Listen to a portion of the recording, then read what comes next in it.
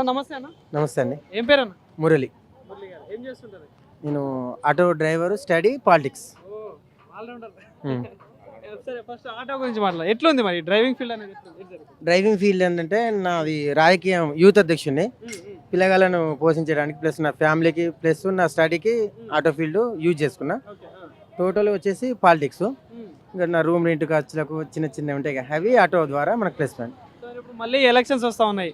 So అంటే ముందు పాలకుర్తి నియోజకవర్గం విషయం చూసుకుంటే ఎట్లా ఉంది మరి ఇక్కడ రాజకీయాలు కావచ్చు, అభివృద్ధి విషయాలు కావచ్చు, ఎట్లా ఉన్నాయి ఇక్కడ? అభివృద్ధి అంటే జరుగుతుంది. Revanth Reddy highlight CM.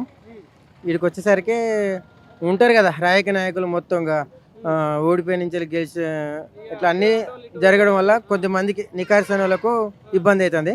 అది కిందికో మీదకో సెట్ చేస్తారు నాయకులు. ఇప్పుడు జనాలు అంటే ఇంకా చూస్తారుగా రేవంత్ రెడ్డిని చూస్తే మాకు ముఖ్యం. ఆయన కోసం ఏ చేసిన అంటే ఇప్పుడు ప్రధానంగా అదే స్టేట్ విషయం రేవంత్ రెడ్డి గారి పాలన బాగానే ఉందంటారు. మరి ఇప్పుడు మీ నియోజకవర్గం విషయంలో ఎట్లా ఉంది మరి? ఇంతకుముందు ఎర్రబెల్లి దయాకర్ రావు గారు ఎమ్మెల్యేగా మంత్రిగా చేసిళ్ళు, ఇప్పుడు యశస్విని రెడ్డి ఎమ్మెల్యేగా ఉన్నారు. సో ఈ 2 ఏళ్ల పాలన 10 ఏళ్ల పాలన ఎట్లా ఉంది? 10 సంవత్సరాలు అంటే చేసిళ్ళు వాళ్ళు చేసిన అభివృద్ధి ప్లస్ మీకు కూడా రేవంత్ రెడ్డి కూడా చేస్తారు. సరే దీనికి కంపేరింగ్ మనకు లేదు. ఎందుకంటే వాళ్ళు 10 సంవత్సరాలు ఏం చేసిన అన్నది ఈ 10 సంవత్సరాలు కాంగ్రెస్ గవర్నమెంట్ అయిపోయినాక అప్పుడు మనం తెలుసుకోవాలి. అప్పుడు తెలుస్తున్నాయి కదా ఏది మైనస్ ఏది ప్లస్ అన్నది. నెక్స్ట్ ప్రధానంగా అప్పుడు ఇవి తొర్రూరులో కావచ్చు, మీరుండే వార్డులో కావచ్చు, సమస్యలు ఏమున్నాయన్న? అంటే ఇప్పుడు డైరెక్ట్ వెళ్ళి చెప్పలేము, చాలా మంది చెప్పలేరు. సో సమస్యలు ఏం కనిపిస్తా ఉన్నాయంటే ఏం చెప్తారు? సమస్యలు అంటే ఇది మున్సిపాలిటీ కాబట్టి ఎక్కువ అయితే ఇంకా వాటర్ ప్రాబ్లం, మేజర్గా వాటర్ ప్రాబ్లం. ఇక వాటర్తోనే ఉండదు. ఇంకా క్లీన్ అంటే ఇక గ్రామ వాళ్ళు చూసుకుంటారు కానీ మిగతాది ఇక మెయిన్ వాటర్.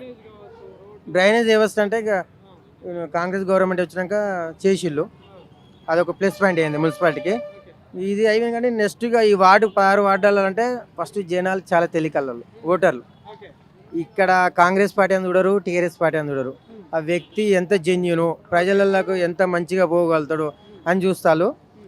ఈసారి గట్టిగానే సమాధానం చెప్తారు ప్రజలు. ఎందుకంటే అధికార పార్టీ చూడరు, ప్రతిపక్ష పార్టీ చూడరు.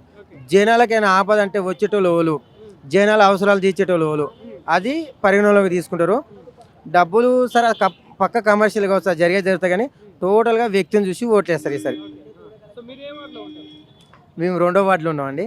ఇక్కడ శ్రావణ్ అన్న అభ్యర్థిగా ఉన్నాడు. 100% గెలిపేయాలని నేనే కాకుండా చాలామంది లీడర్లు ప్లస్ సామాన్య ప్రజలు కూడా వెనక పట్టం కడదామని చూస్తున్నారు. అంటే ఇప్పుడు చైర్మన్ పదవి అంటే ఇప్పుడు మీరు చెప్పినట్టు కాంగ్రెస్ పార్టీ మంచి పనులు చేస్తూ ఉంది అంటా ఉన్నారు. సో ఎవరికి వస్తే బాగుంటుంది? అధికార పార్టీకి వస్తే బాగుంటుందా, ప్రతిపక్షానికి వస్తే బాగుంటుంది? ఇప్పుడున్న పరిస్థితులలో అధికారం స్టేట్ లెవెల్ చూసుకుంటే కాంగ్రెస్ ఉంది కాబట్టి కాంగ్రెస్కే రావాలని కోరుతున్నాం. మళ్ళీ అందులో కాంగ్రెస్ దాంట్లో ఫస్ట్ నుంచి అధికారం లేనప్పుడు కాంగ్రెస్ పార్టీ కోసం కష్టపడే కార్యకర్తలు అయితే ఇప్పుడున్న లీడర్కే రావాలి. అలాగే తప్ప వేరే పట్టం కడితే మున్సిపాలిటీ ఇక ఊహించలేం. కాంగ్రెస్ పార్టీకి ఎదురు దెబ్బ పడుతుంది.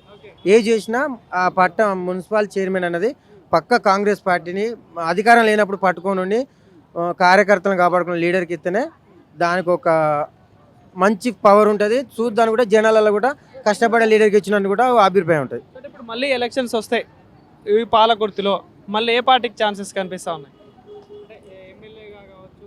అయితే ఇక్కడ ఉన్న పరిస్థితి ఏంటంటే కొద్దిమంది లీడర్లు జిమ్ముకులు చేస్తారు. ఒక టీఆర్ఎస్ వాళ్ళు కాంగ్రెస్లోకి వచ్చి కాంగ్రెస్ క్యాడర్ నాగని చేస్తారు. కాంగ్రెస్ వాళ్ళు అయ్యమయ్యని గురవుతారు. కష్టపడ్డాడు వెనకపోతాడు. అసలు ఏం ఆలోచన చేయని పరిస్థితి అయింది. ఇప్పుడు అది ఏంటంటే ఈ మున్సిపాలిటీ చెప్తుంది కదా దానికి సమాధానం. మున్సిపాలిటీ, జెడ్పీటీసీ, ఎంపీపీ ఈ 3 పరిగణనలు తీసుకొని నెక్స్ట్ గవర్నమెంట్ పైన రేవంత్ రెడ్డి పక్క 10 years పక్క, అందులో డౌట్ లేదు. 100% ఇది స్టేట్ లెవెల్లో రేవంత్ రెడ్డి హయాంలో 2వసారి ఫామ్ చేస్తుంది. ఇక్కడ ఇంకా ఎమ్మెల్యేల నియోజకవర్గాలలో కొన్ని మిస్ అవుతాయి, కొన్ని ప్లస్ అవుతాయి.